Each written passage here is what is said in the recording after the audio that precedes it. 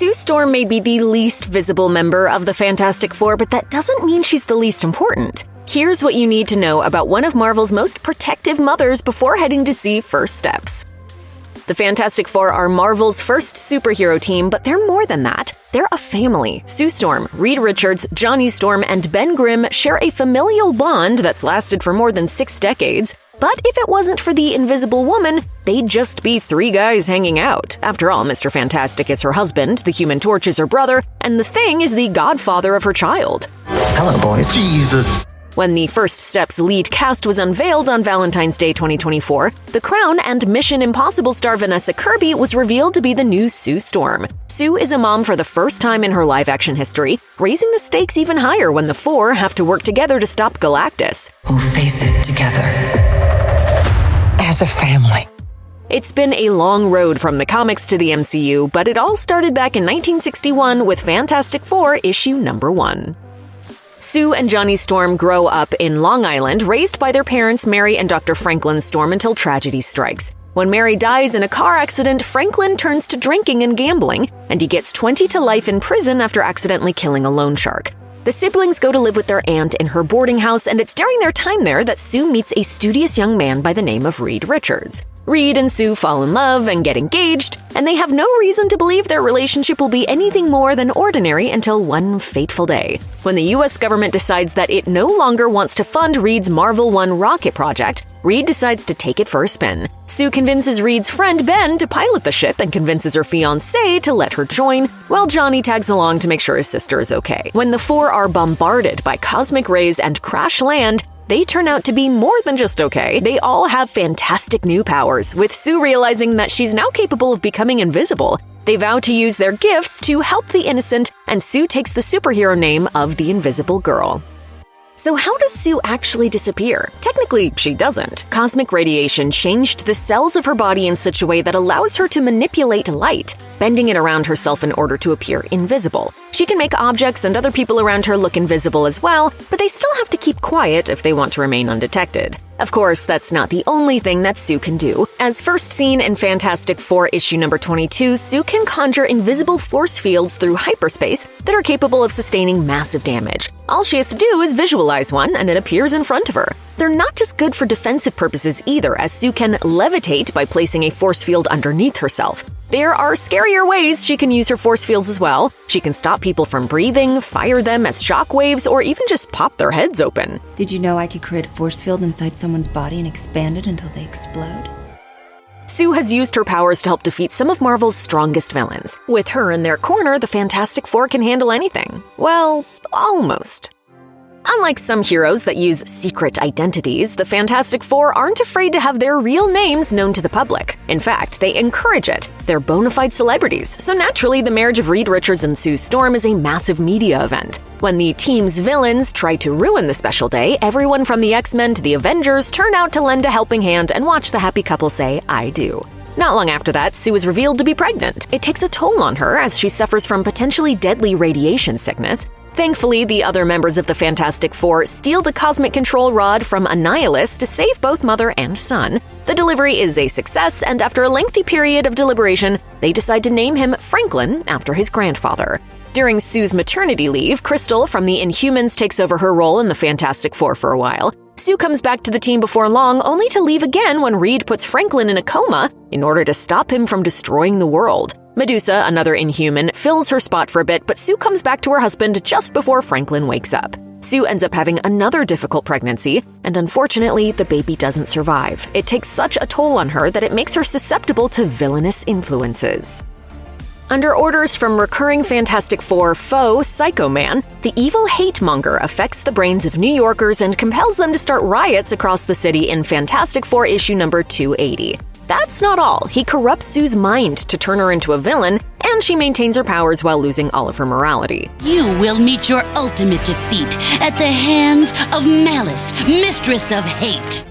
Malice takes down She-Hulk, who'd recently replaced the Thing on the Fantastic Four, before making a move against Reed and Johnny. Reed manages to bring her back to her true self by slapping her and telling her to shut up. Not his finest husband moment. Even when Sue is back to her old self, it's clear that the incident has changed her. She wants vengeance, and even though she gets re-brainwashed for a moment, they manage to stop Psycho Man's evil reign. Instead of killing him, Sue declares that she's going to pay him back in kind and uses his emotional control box against him. She's successful, but she continues to grapple with her loss of innocence from the tragedies she's recently had to face. Thus, she sheds the title of Invisible Girl and declares herself the Invisible Woman. Sue leaves the Four again to take care of Franklin, but she and Reed end up working with the Avengers for a bit. After she touches the Infinity Gems, she becomes Malice once again, but the alter ego is pushed to Sue's subconscious by the In-Betweener. Malice reemerges in Fantastic Four issue number 369 during the Infinity War storyline and remains an influence on Sue until she meets a version of her son from the future known as Psylord.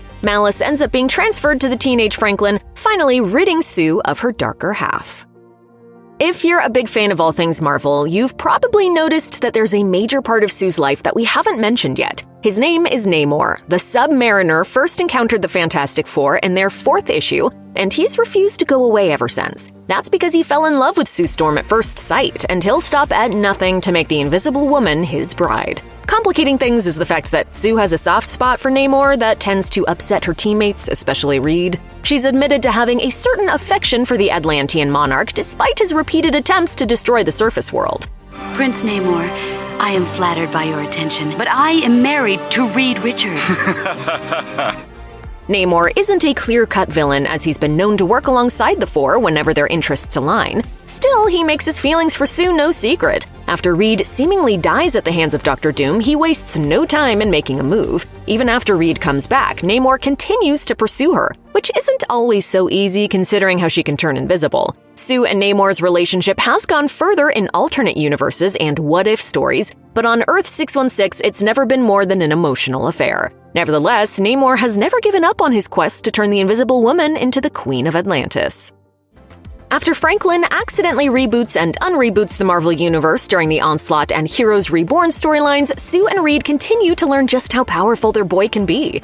Case in point, even though Sue believed that she lost her second child, it turns out that Franklin transported the baby to an alternate universe instead. She was given the name Valeria and was raised by variants of Sue and Dr. Doom. The Fantastic Four only learn the truth about her when she time dances into their headquarters and meets a younger version of her older brother. Things get even weirder when the villain Abraxas attempts to get his hands on a device called the Ultimate Nullifier so he can collapse the multiverse. Franklin and Valeria combine their powers to stop him, allowing Reed to take the device and rewrite reality so Abraxas doesn't exist. That wasn't the only thing that's rewritten, though. The teenage Valeria disappears and Sue gets a do-over on her pregnancy. It's still taxing on Sue's body, and the birth is only a success thanks to the intervention of Dr. Doom. In exchange, Sue allows him to name the child, and sure enough, he names her after his first love, Valeria. Doom ends up having a special connection with Sue's daughter, one that he doesn't hesitate to exploit. When Doom uses Valeria to make a move, it's devastating to the Fantastic Four. He kidnaps the entire family, torturing the adults and literally throwing Franklin into hell. The heroes manage to get the upper hand and defeat him, as always, but the Latverian dictator leaves Reed with a nasty scar on his way out. As Sue tries to take care of her incredibly traumatized son, Reed devotes his time and energy to taking over Latveria himself. Long story short, Reed brings Doom back so they can fight forever, Doom escapes and possesses Sue, then does the same to Ben and forces Reed to kill him. The Four break up, but get back together after bringing Ben back from heaven. That said, Reed still has to answer for the whole taking over Latveria thing. He gives up his patents, destroying the team's income. The rest of the Fantastic Four's fortune is stolen by their money manager, leaving them completely broke. They spend some time living relatively normal lives, with Sue working as a teacher, but it turns out that Reed let it happen because he thought they could use a break. Before long, the Four are back in action like nothing ever happened, until the next major event, that is. Sue and Reed have had plenty of disagreements, but their relationship is truly tested when they end up on opposite sides of Marvel Comics' Civil War event. Research leads Reed to believe that the Superhero Registration Act favored by Iron Man is the only path forward, while Sue joins Captain America's Secret Avengers along with Johnny. The conflict is so intense that Sue even tries to enlist Namor to support the resistance. And although he turns her down at first, he and his army show up during the final showdown. Husband and wife reconcile after Reed takes a bullet for Sue, saving her from Taskmaster.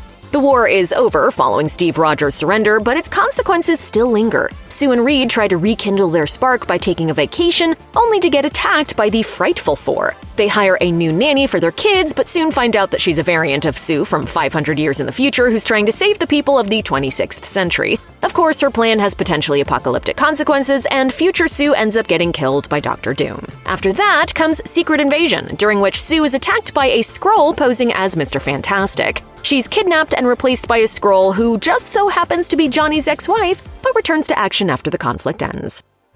FF doesn't just stand for Fantastic Four, it also stands for the Future Foundation, a group that Reed starts to replace the Four after Johnny seemingly sacrifices his life during a battle with Malice. Their teamwork is put to the test after war comes to New York City, with the Kree attacking and managing to break through Sue's force field. It's not all bad, though. It turns out that Johnny is still alive, actually, and he helps stop the invaders with some help from the Inhumans. After that, the Mad Celestials arrive, but they're thwarted by future versions of Franklin and Valeria. The Fantastic Four are reunited only to find themselves tested once again when monsters from Counter-Earth start wreaking havoc. That's not all, as they find themselves under the influence of a villain known as the Quiet Man. All of them start acting in strange ways, with Sue showing a bit of her darker side like she did when she was Malice. It turns out that the same villain who helped turn her into Malice, Psycho Man, is responsible for the monster attacks, but as always, the FF manages to save the day. The day isn't saved for long, though. Reed builds a multiversal craft to save the heroes of Earth-616 from an incursion that completely destroys it, but it's damaged during their escape. Sue, Franklin, and Valeria are all killed, kicking off the Secret Wars event with a tragic bang. That's why, once he gets the powers of the Beyonders from the Molecule Man, one of the first things he does is bring them all back to life.